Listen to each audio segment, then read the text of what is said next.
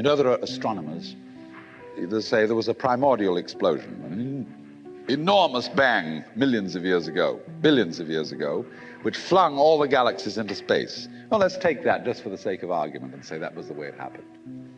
It's like you took a bottle of ink and you threw it at a wall. Smash, and all that ink spreads. And in the middle, it's dense, isn't it?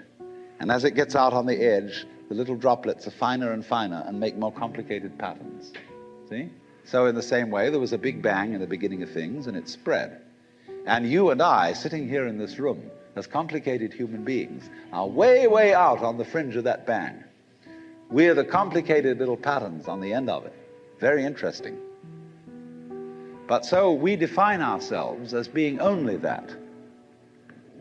If you think that you are only inside your skin, you define yourself as one very complicated little curlicue, way out on the edge of that explosion, way out in space and way out in time. Billions of years ago, you were a big bang. But now you're a complicated human being. And then we cut ourselves off like this and don't feel that we're still the Big Bang. But you are.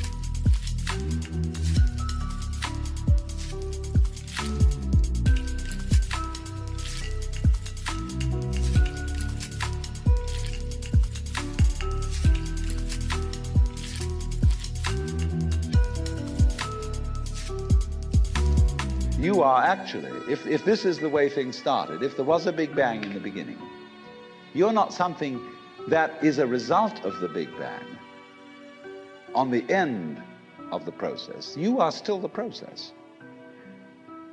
You are the Big Bang, the original force of the universe, coming on as whoever you are. See, when I meet you, I see not just what you define yourself as, Mr. So-and-so, Miss So-and-so, Mrs. So-and-so. I see every one of you as the primordial energy of the universe coming on at me in this particular way. I know I'm that too. But we've learned to define ourselves as separate from it. And so what I would call a kind of a basic problem we've got to go through first is to understand that there are no such things as things. That is to say, separate things or separate events. That is only a way of talking. And if you can understand this, you're going to have no further problems.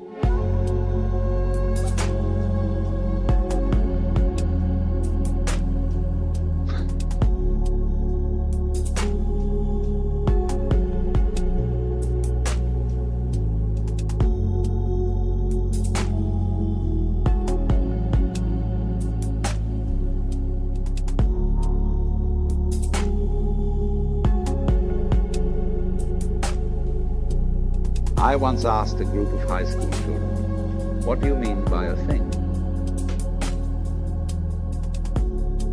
And first of all, they gave me all sorts of synonyms. They said it's an object, which is simply another word for a thing. It doesn't tell you anything about what you mean by a thing. Finally, a very smart girl from Italy who was in the group said a thing is a noun. And she was quite right.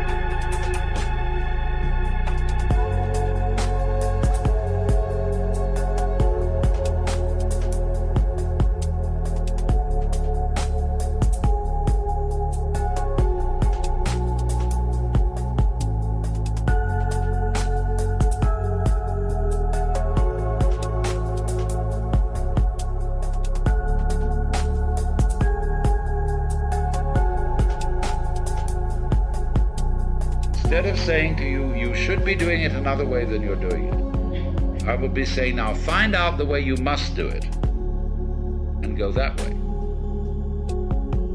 Now this is a general principle of an art, and we will find there is a kind of there are limits to this art and how it can be used and so forth. But once the general principles are clear, there aren't many serious problems left. That if you begin to look at it in that way, you will begin to realize that ecstasy, by one road or another, is inevitable. That indeed ecstasy is, in a way, the nature of existence. There is a universe for the simple reason that it's ecstatic. What else is all this fireworks about? It is just like music in this ecstatic thing going off. And you have to be certainly careful in a little way here that any initiation into a deep wisdom is apt at first to demotivate you. You think, what the hell am I doing? And all these projects, building this up and that up, or doing something to save the world, or so on and so forth. Why, the whole thing is nonsense. Yes. If you stick there, that's what they call in Mahayana Buddhism the Pratyeka Buddha. That means the private Buddha, as distinct from Bodhisattva, who comes back into everyday life, as they say, for the liberation of all other sentient beings. Because when you know that all this is all right anyway, and that the situation is inevitable ecstasy, I mean, you're going to get it one way or another. Then you say, well, what was all the fuss about? You know? The fact remains that a lot of people just don't know that, and are really hating life, not knowing how to handle hate.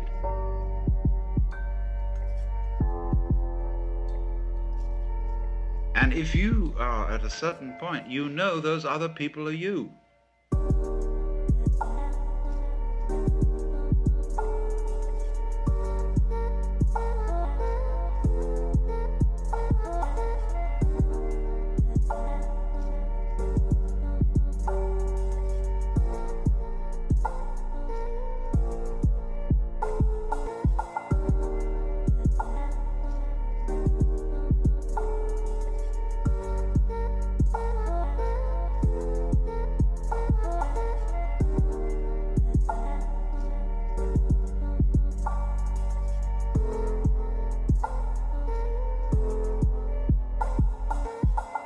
They're like you had an extended body and all these were nerve ends on the end of it, you see. However, you know also that you can't really show them anything they don't already know, and won't be able to show them anything else until they know it.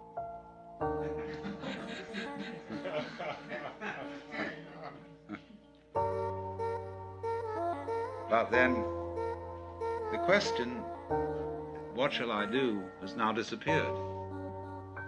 It should have disappeared in the beginning, because there wasn't any real I, there was just the happening.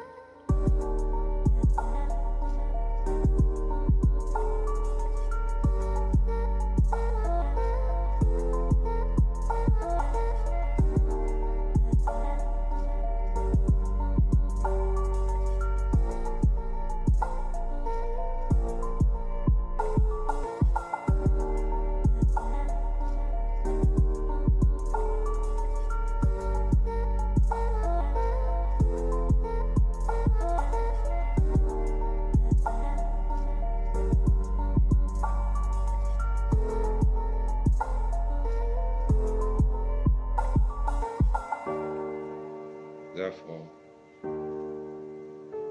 here it is. We'll just call it this. And if you will feel the going on, which includes absolutely everything you feel.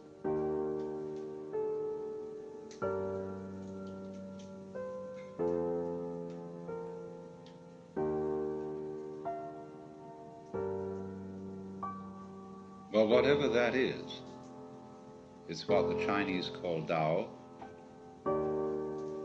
what Buddhists call suchness, or tathata. And it's a happening.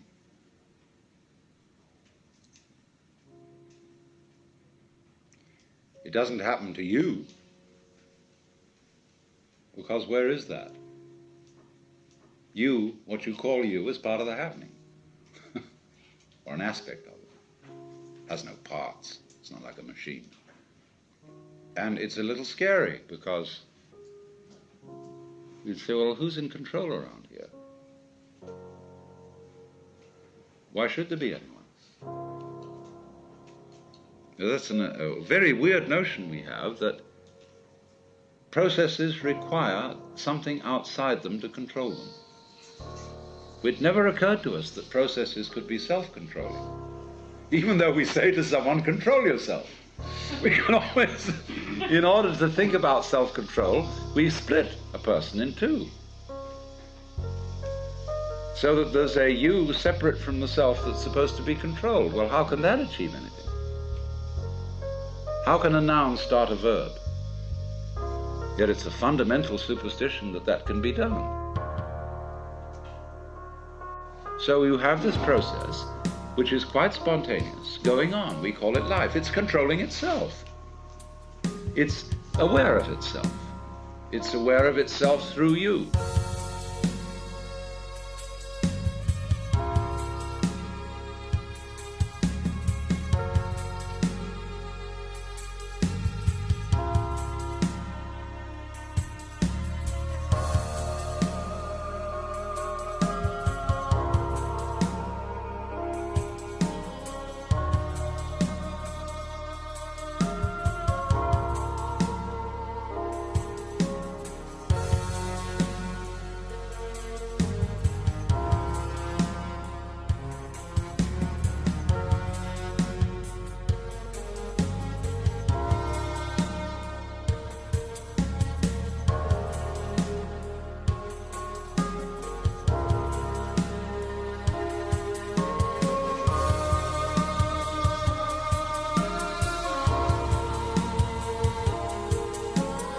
You are an aperture through which the universe looks at itself. And because of it, so the universe looking at itself through you, there's always an aspect of itself that it can't see. So it is like that snake, you see, that is pursuing its tail, because the snake can't see its head, like you can't. We always find, as we investigate the universe, make the microscope bigger and bigger, and we will find ever more minute things. Make the telescope bigger and bigger and bigger, and the universe expands because it's running away from itself. It won't do that if you don't chase it.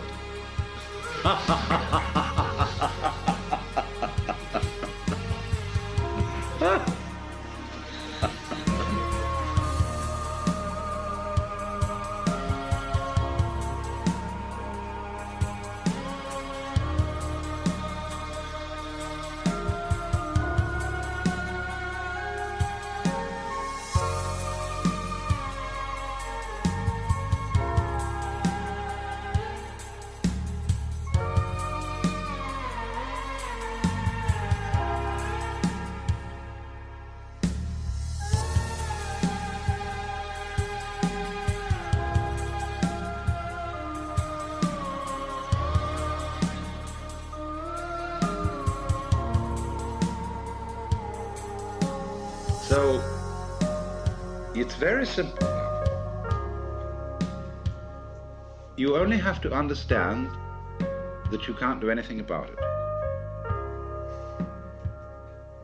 And as they say in Zen, you cannot take hold of it, but you can't get rid of it. And in not being able to get it, you get it. So all these trials that gurus put their students through, have as their ultimate object convincing you that you can't do anything. A guru gives people exercises, A, that are difficult but can be accomplished, and B, that are impossible. You'll always be hung up on the impossible ones, but the possible ones you will get a feeling of making progress, so that you will double your efforts to solve the impossible exercises. And then they range things in many, many ranks and levels through which you can advance. This stage of consciousness, that state of consciousness, or think of the degrees of masonry, or so on. Ranks in learning things, the different belts you get in judo and all that kind of jazz. You can do that. And it gives people this sense of competing with themselves, or even with others, because of the feeling inside that there is just something I'm missing. And of course, if you are learning any sort of skill, and you haven't perfected the skill, there is indeed something you're missing. But in this thing that we're talking about, that isn't true. Because you, as the Buddhists say, are Buddhas from the very beginning.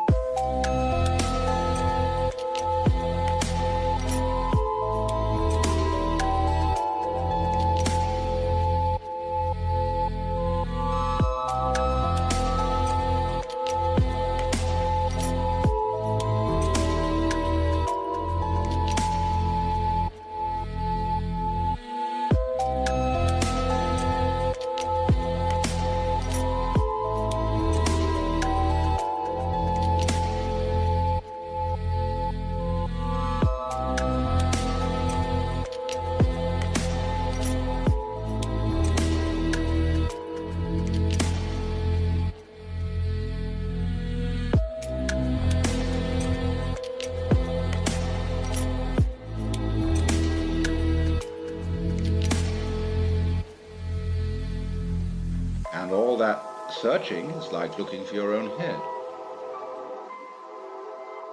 which you can't see and therefore might conceivably imagine that you're lost. So that indeed is the point, that we don't see what looks, and therefore we think we've lost it. And so we're in search of the self, the Atman. Well, that's the one thing we can't find, because we have it. We are it. But we confuse it with all these images.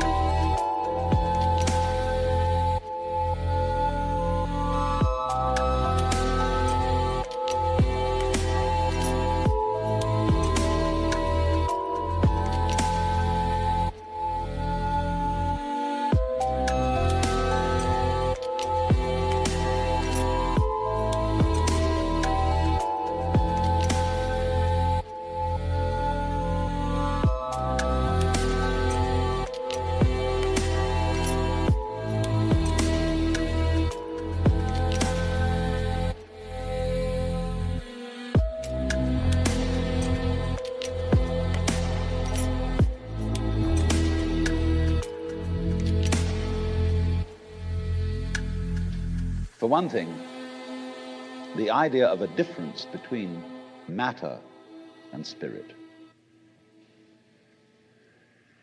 This idea doesn't work anymore. Long, long ago, physicists stopped asking the question, what is matter? They began that way. They wanted to know, what is the fundamental substance of the world? And the more they asked that question, the more they realized they couldn't answer it.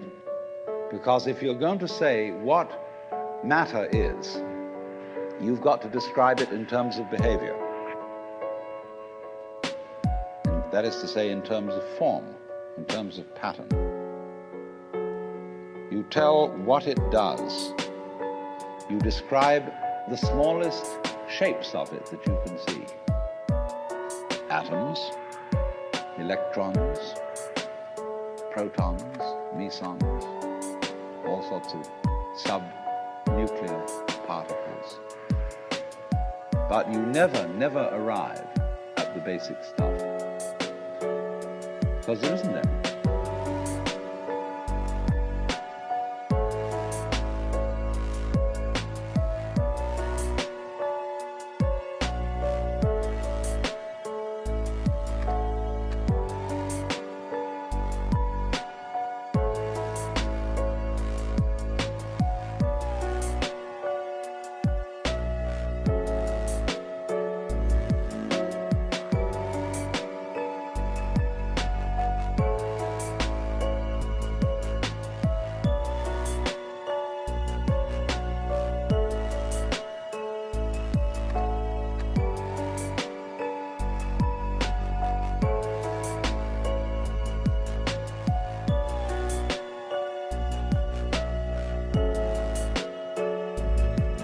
What happens is this: stuff is a word for the world as it looks when our eyes are out of focus, fuzzy. Stuff, the idea of stuff is that it's undifferentiated, it's some kind of a goo. And when your eyes are not in sharp focus, everything looks fuzzy. When you get your eyes into focus, you see a form, you see a pattern. And so all that we can talk about is patterns.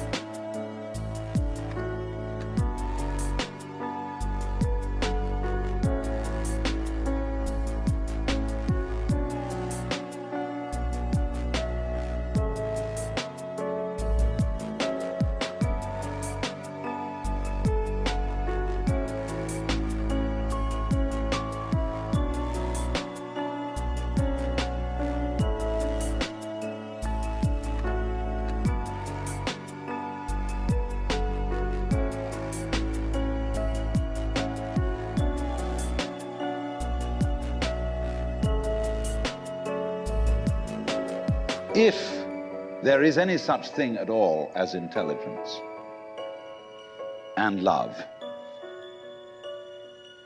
and beauty, well, you found it in other people. In other words, it exists in us as human beings. And as I said, if it is there in us, it is symptomatic of the scheme of things. We are as symptomatic of the scheme of things as the apples are symptomatic of the apple tree or the rose of the rose bush. The earth is not a big rock infested with living organisms, any more than your skeleton is bones infested with cells. The earth is geological, yes, but this geological entity grows people. And our existence on the earth is a symptom of the solar system and its balances, as much as the solar system in turn is a symptom of our galaxy. And our galaxy in its turn is a symptom of the whole company of galaxies. Goodness only knows what that's in.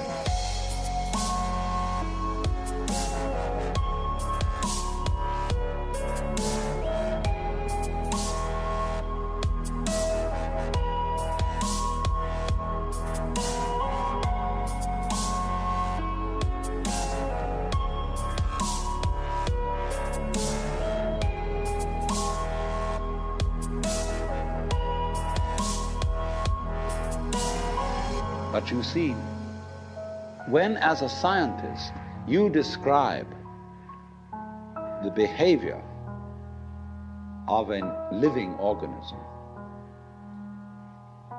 You try to say what a person does. It's the only way in which you can describe what a person is. Describe what they do. Then you find out that in making this description, you cannot confine yourself to what happens inside the skin. In other words, you can't talk about a person walking unless you start describing the floor. Because when I walk, I don't just dangle my legs in empty space. I move in relationship to a room. And so in order to describe what I'm doing when I'm walking, I have to describe the room. I have to describe the territory.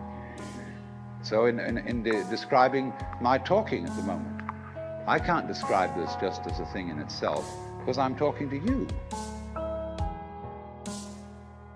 And so what I'm doing at the moment is not completely described unless your being here is described also. So if that is necessary, if in other words, in order to describe my behavior, I have to describe your behavior and the behavior of the environment, it means that we've really got one system of behavior.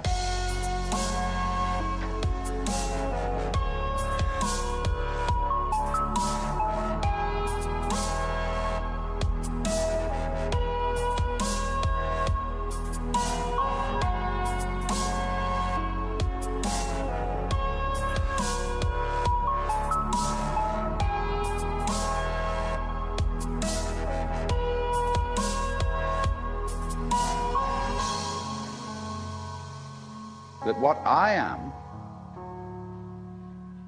involves what you are. I don't know who I am unless I know who you are. And you don't know who you are unless you know who I am. There was a wise rabbi once said, if I am I because you are you, and you are you because I am I, then I am not I and you are not you. In other words, we're not separate. We define each other. We're all backs and fronts to each other.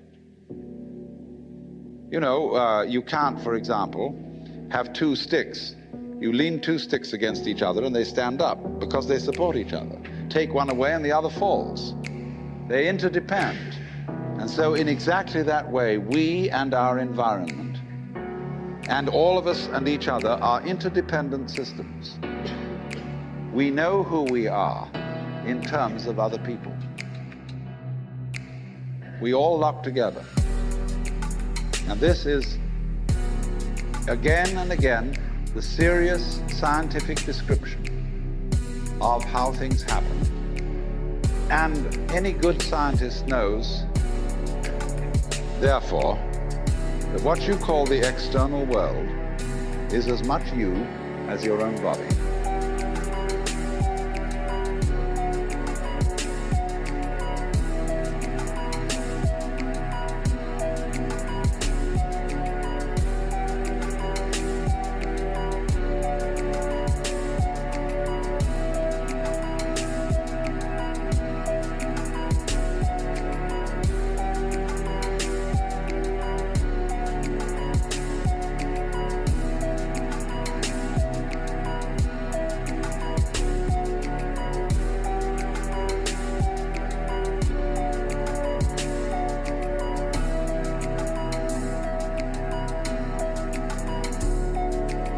Your skin doesn't separate you from the world, it's a bridge through which the external world flows into you, and you flow into it. Just, for example, as a whirlpool in water, you could say because you have a skin, you have a definite shape, you have a definite form. All right? Here is a flow of water, and it suddenly does a whirlpool. And then it goes on. The whirlpool is a definite form, but no water stays put in it. The whirlpool is something the stream is doing. And exactly the same way, the whole universe is doing each one of us. And I see you today, and I recognize you tomorrow, just as I would recognize a whirlpool in a stream. I'd say, oh yes, I've seen that whirlpool before. It's just near so-and-so's house on the edge of the river, and it's always there. So in the same way, when I meet you tomorrow, I recognize you, you're the same whirlpool you were yesterday. But you're moving. The whole world is moving through you. All the cosmic rays, all the food you're eating, the stream of steaks and milk and eggs and everything is just flowing right through you. When you're wiggling the same way, the world is wiggling, the stream is wiggling you. But the problem is, you see, we haven't been taught to feel that way.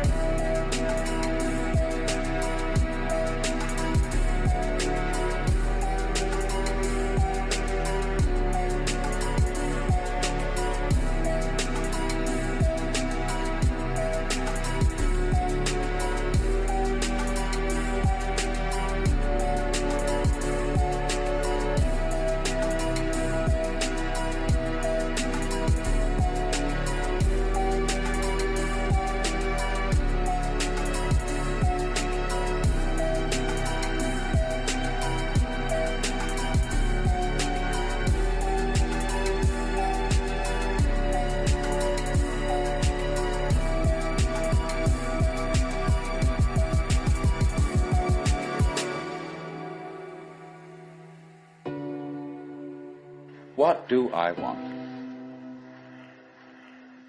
The answer is, I don't know. When Bodhidharma was asked, who are you? Which is another form of the same question. He said, I don't know. Planting flowers to which the butterflies come. Bodhidharma says, I know not. I don't know what I want. Well, when you don't know what you want, you've reached the state of desirelessness. When you really don't know. You see, there's a beginning stage of not knowing and there's an ending stage of not knowing. In the beginning stage, you don't know what you want because you haven't thought about it, or you've only thought superficially. Then when somebody forces you to think about it and go through and say, yeah, I think I'd like this, I think I'd like that, I think I'd like the other, there's the middle stage. Then you get beyond that. Say, is that what I really want? In the end you say, no, I don't think that's it. I might be satisfied with it for a while, and I wouldn't turn my nose up at it. But it's not really what I want. Why don't you really know what you want? Two reasons that you don't really know what you want. Number one, you have it. Number two, you don't know yourself, because you never can. The Godhead is never an object of its own knowledge. Just as a knife doesn't cut itself, fire doesn't burn itself, light doesn't illumine itself. It's always an endless mystery to itself. I don't know. And this I don't know, uttered in the infinite interior of the spirit, this I don't know is the same thing as I love, I let go, I don't try to force or control. It's the same thing as humility. And so the Upanishads say, if you think that you understand Brahman, you do not understand. And you have yet to be instructed further.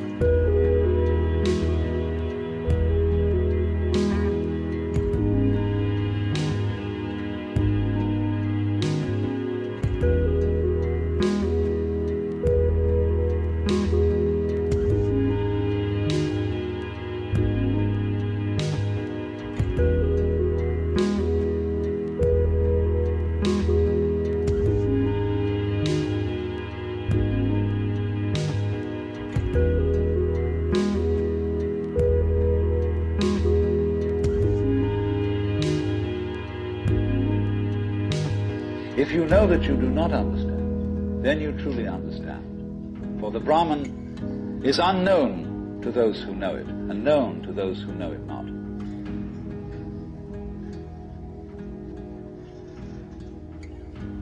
And the principle is that any time you, as it were, voluntarily let up control, in other words, cease to cling to yourself, you have an access of power. Because you're wasting energy all the time in self-defense, trying to manage things, trying to force things to conform to your will. The moment you stop doing that, that wasted energy is available. And therefore, you are, in that sense, having that energy available, you are one with the divine principle. You have the energy. When you're trying, however, to act as if you were God, that is to say, you don't trust anybody and you're the dictator and you have to keep everybody in line, you lose the divine energy. Because what you're doing is simply defending yourself.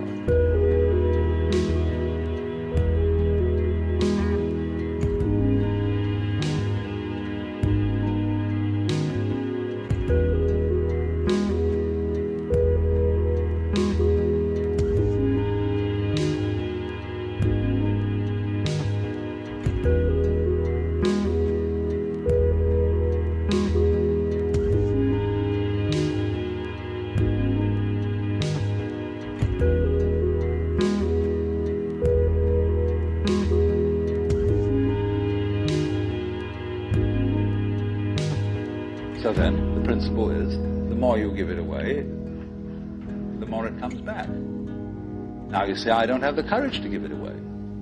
I'm afraid.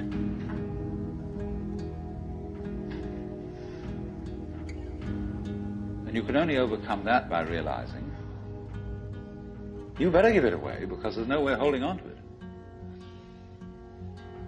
The meaning of the fact, you see, that everything is dissolving constantly, that we're all falling apart, we're all in a process of constant death, and that the worldly hope men set their hearts upon turns ashes, or it prospers, and like snow upon the desert's dusty face, lighting a little hour or two is gone. You know, all that Omar Khayyam jazz.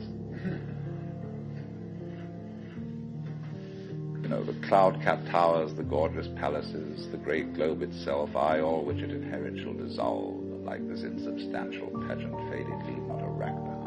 All falling apart. Everything is. That's the great assistance to you. See, that fact that everything is in decay is your helper. That is allowing you that you don't have to let go, because there's nothing to hold on to. It's achieved for you, in other words, by the process of nature. So once you see that you just don't have a prayer, it's all washed up, and that you will vanish and leave not a rack behind, and you really get with that, suddenly you find you have the power, this enormous access of energy.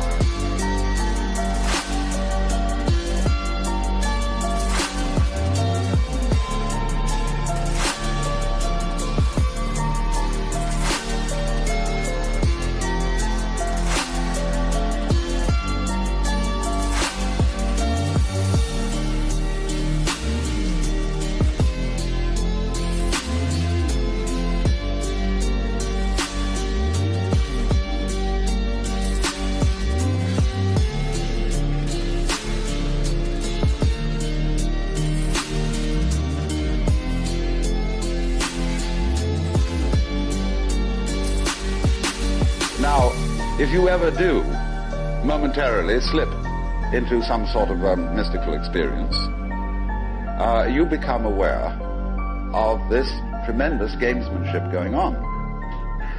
And you see it as sort of continuous with all sorts of cosmic games that are going on, of creatures eating other creatures up, and the creatures that get eaten, of course, transform themselves into the creatures that eat them, and then in turn eat other creatures.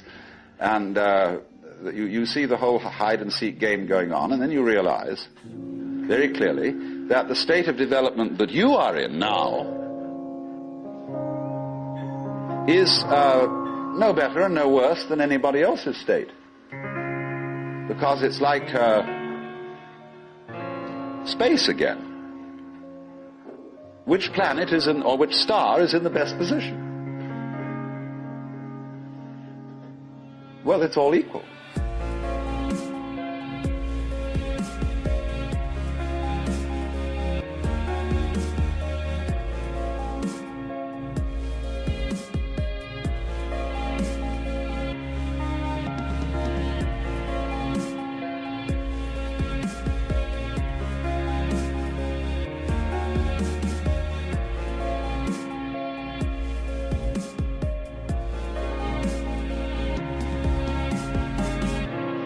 Any point on a sphere is the center of the surface of the sphere. So, in the same way, everybody, in all his behavior, whatever he's doing, whether we call him from a certain point of view sick, or whether we call him healthy, whether we call him good or bad, neurotic, normal, psychotic, sane, all the manifestations are just like the leaves on the trees. And in each being in a unique way is, as Christians would say, manifesting the will of God.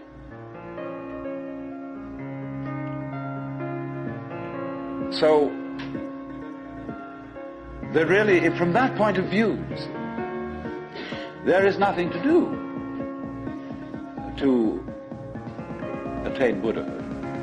Nothing at all.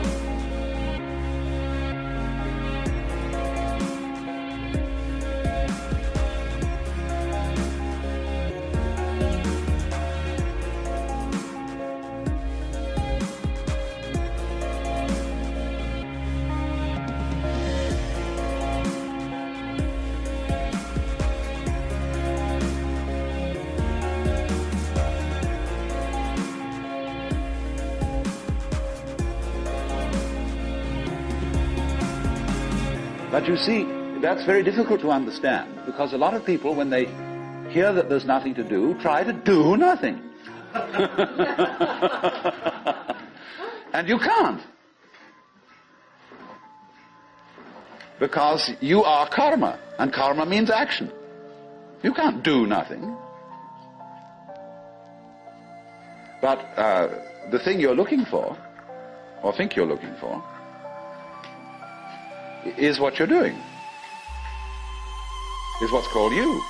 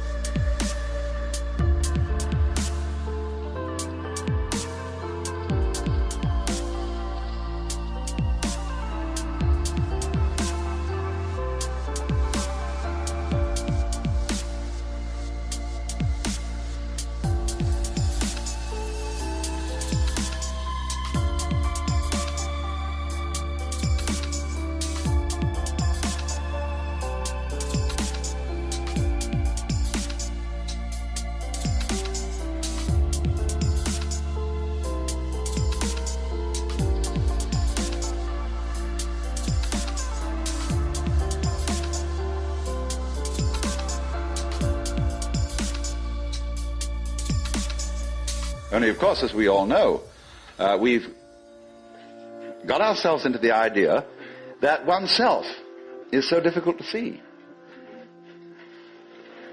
Because it's like, as I've often said, trying to bite your own teeth or look into your own eyes, and you can't find it. It's always behind. It's like your head is, from the optical point of view, a blank space. Neither light nor dark. It's right in the middle of everything.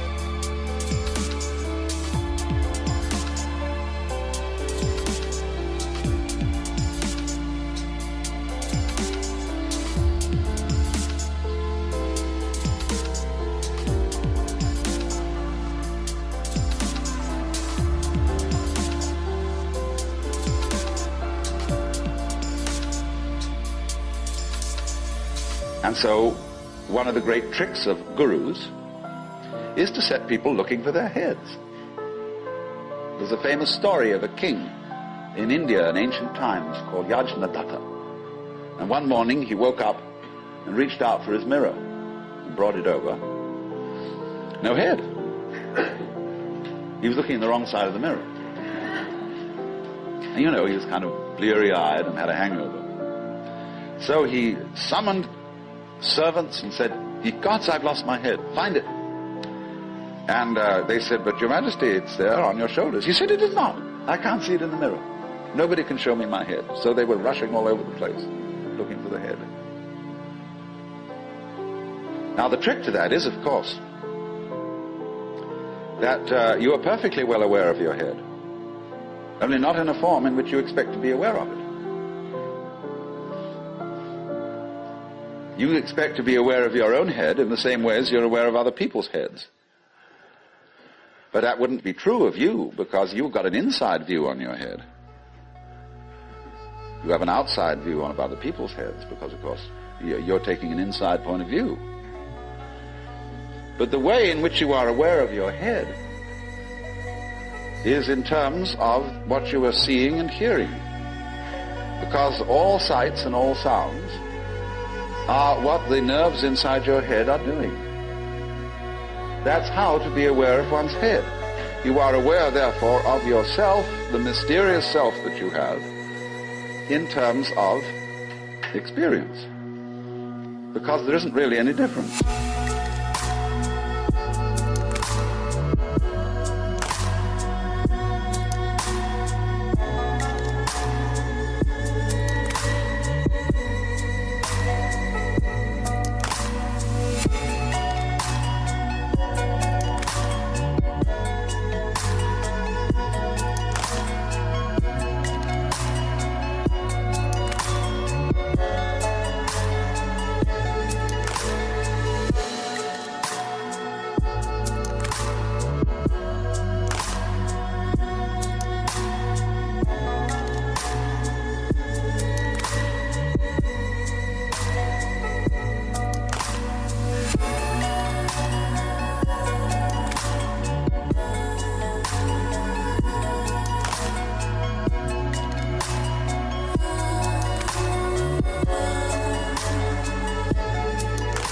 But that always escapes people, you see.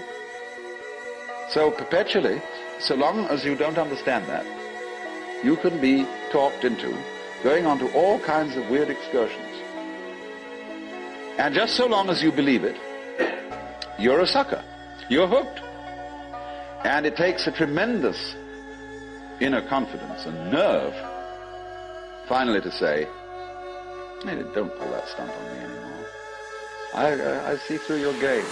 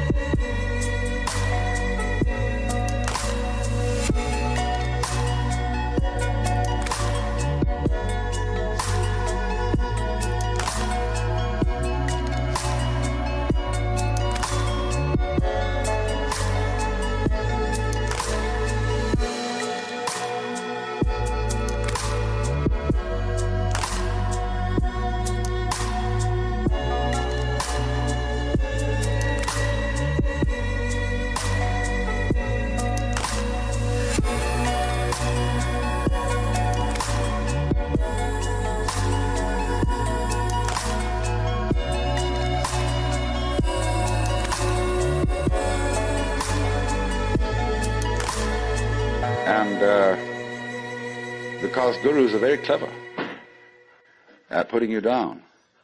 But they're just trying to see how strong you are. Testing you out. See if they can hoodwink you.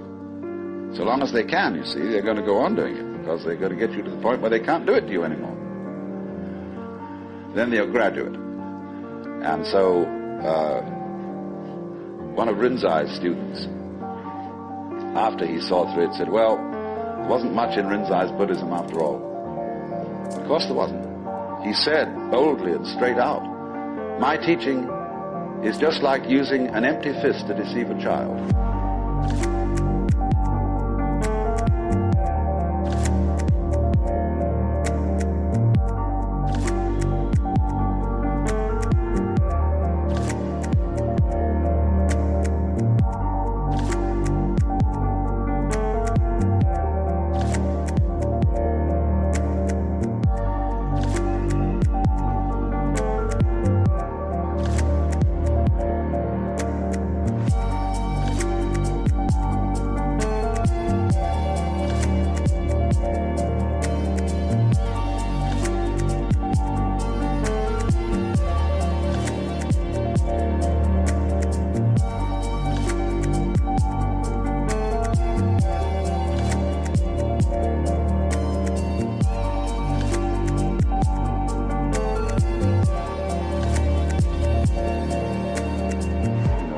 Games with the child and pretend you've got something here. The child goes into all kinds of tizzy to get you to open your hand and show what it is, and then there's nothing. Fooled. So you can be fooled, as long as you can be fooled. When you can't be fooled, you don't ask the question anymore, because it's all become clear. It's all become clear that there is no puzzle about this universe.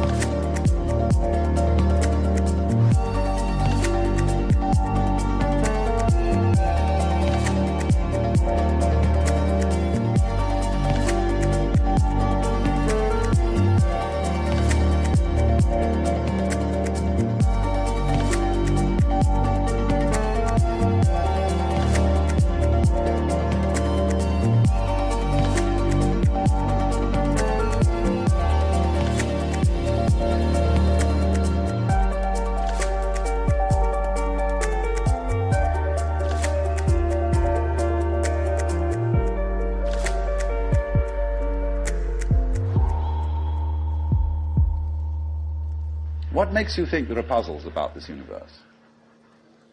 Very simple reason. You're trying to explain it. And when you explain things, what do you mean by explanation? There are several meanings of explanation. There is really one basic meaning. But first of all, to be able to translate what is happening into terms of words or numbers. In other words, to describe. But a real explanation is not just a description. It's a description which enables us to control what we are describing. But didn't we see in the last session that to control the world is not really what we want to do?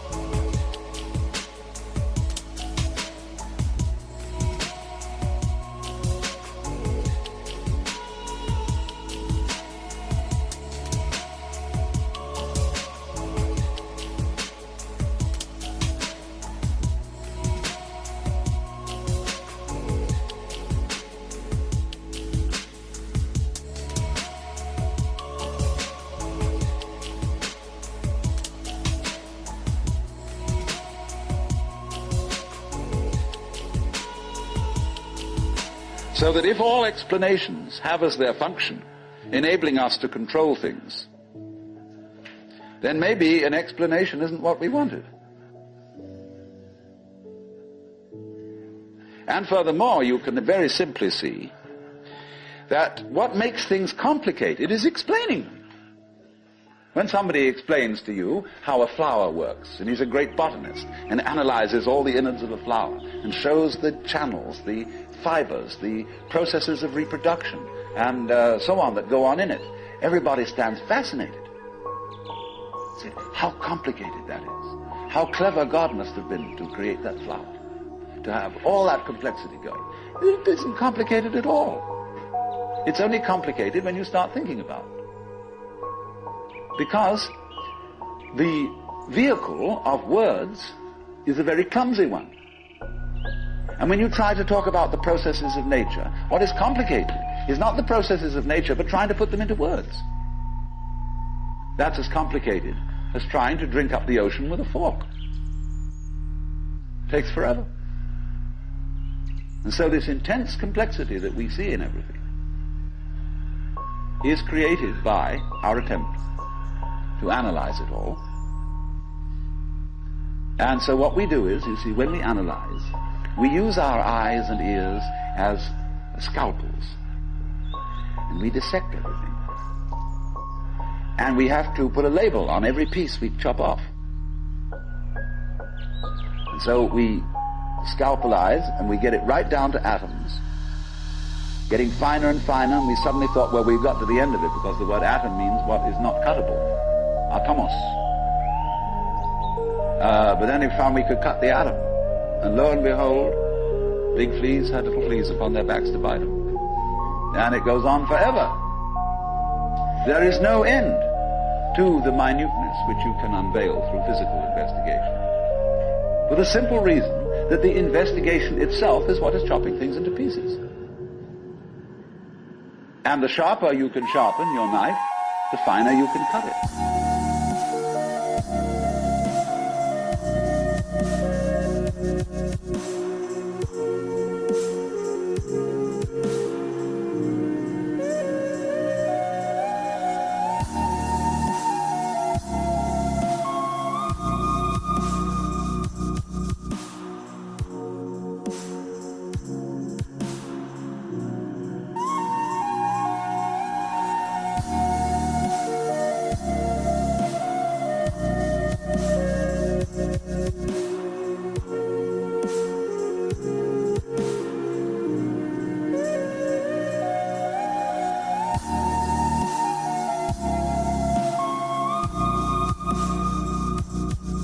And the knife of the intellect is very sharp indeed.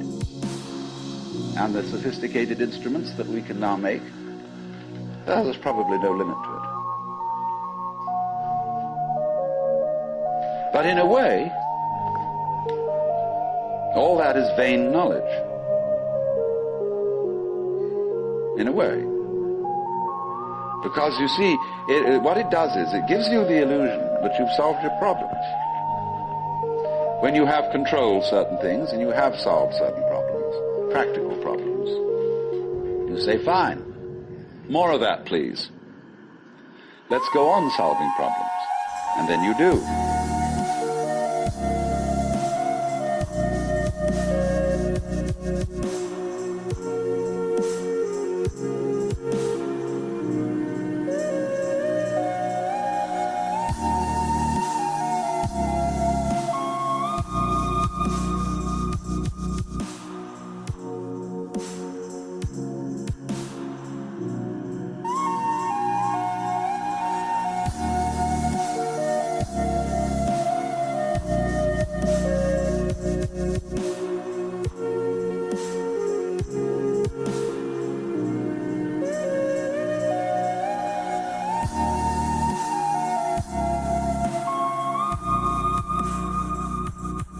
Back in 1958, I was in Zurich, and there met a most extraordinary man by the name of Karlfried von Dürkheim. He was a former German diplomat who had studied Zen in Japan. And when he came back after the war, he opened a meditation school and retreat in the Black Forest.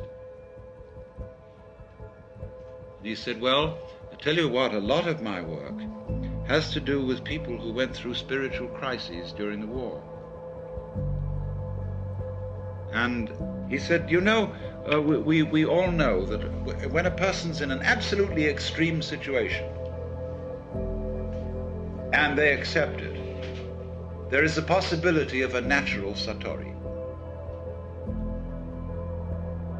And that's what I mean when I was explaining that when one gets to an extreme, that is to say, to the point where you realize that there is nothing you can do about life, nothing you can not do about life, then you're the mosquito biting the iron bull.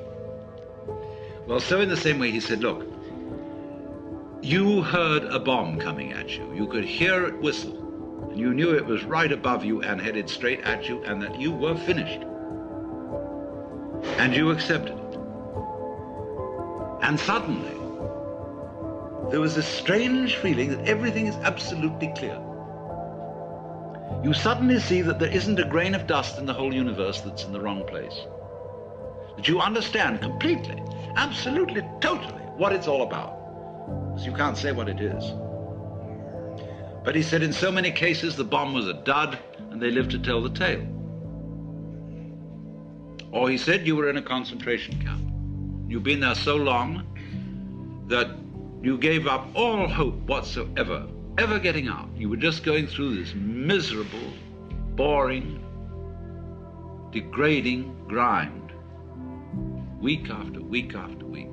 Nobody paid the slightest attention to it as an individual. You knew you would never get out, and you accepted it. And suddenly, something changed. It's an extraordinary feeling. Freedom.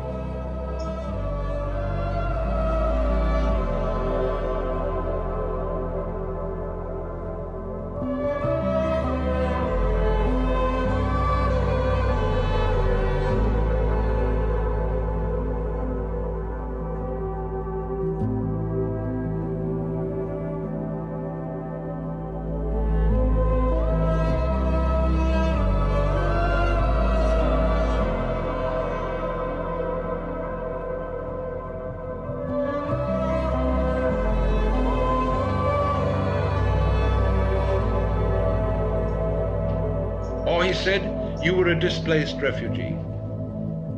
You had lost your family. You didn't know whether they even existed. You were miles from your home. You didn't know whether it existed. You had lost your job, your very identity.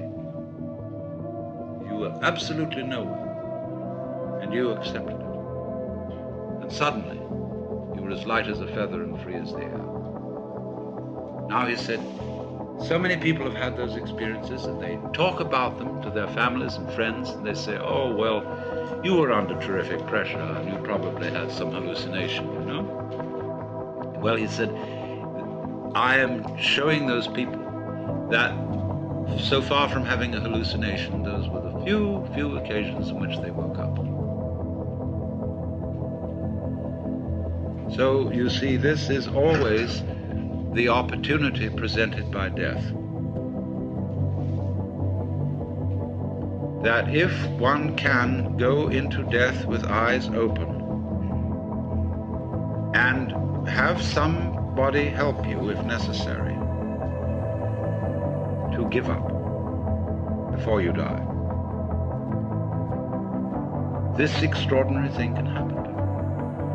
So that from your standpoint, in that position, at that time, you would say, I wouldn't have missed that opportunity for the world. Now I understand why we die.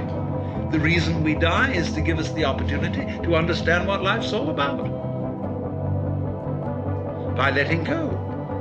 Because then we come to a situation that the ego can't deal with. When we are no longer hypnotized by that, then our natural consciousness can see clearly what all this universe is for. So, therefore, we have missed this golden opportunity by institutionalizing death out of the way. instead of having a socially understood acceptance of death and rejoicing in death. Now, I could imagine that one person would want to rejoice in death in an entirely different way from another. Like, say, a wedding is a rite of passage. There are certainly some forms of celebrating a wedding which I would find a total bore and quite offensive. Other ways would be very good. I would enjoy it. So everybody, in other words, I'm not saying that you've got to get mixed up with a lot of people coming, laughing around you and giving you presents and cards and everything because you're going to die. But I'm only indicating a general thing, that the doctor, the ministers, the psychiatrists, and above all, us, really owe it to our friends to work out an entirely new approach to death.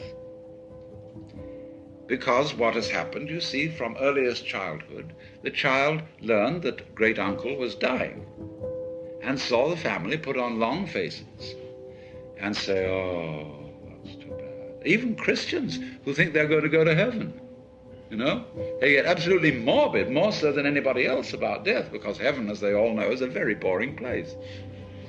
And so this frightful thing, oh, it's dead. Now one understands that for the living, to lose someone you love, or even for a dying person to worry about what on earth my wife, my children, my whatever are going to do without me.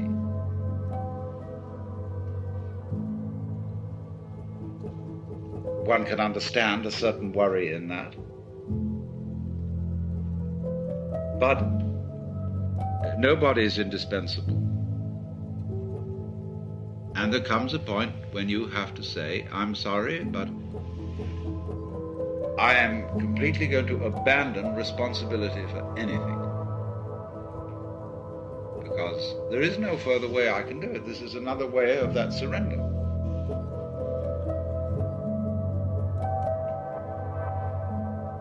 And then the curious thing that occurs is the moment all that is dropped, suddenly it dawns on you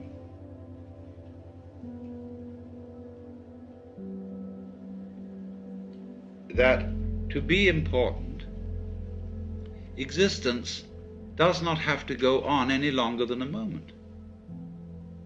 Quantitative continuity is of no value. How long can you hold your breath? Who cares?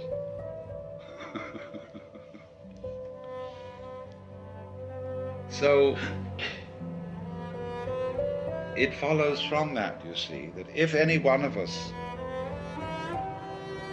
without being shocked into it by being bombed or put in a concentration camp, could at this moment be as one about to die,